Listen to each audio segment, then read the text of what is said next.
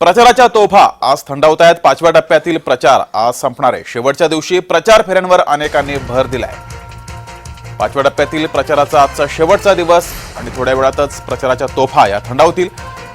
मात्र या शेवटच्या दिवशी अनेकांनी प्रचार फेरींवर भर दिलाय। लोकसभा निवडणुकीच्या 5व्या टप्प्यातील प्रचाराच्या तोफा या थंडावत आहेत। शेवटच्या दिवशी सर्वपक्षीय नेत्यांनी प्रचार फेऱ्यांवर भर दिलाय, तर काही नेत्यांनी प्रचार सभा घेतल्यात। 5व्या टप्प्यातील मतदान 20 मे रोजी होणार आहे, त्यामुळे मतदार कसा प्रतिसाद देणार याकडे राजकीय नेत्यांचं लक्ष लागलंय।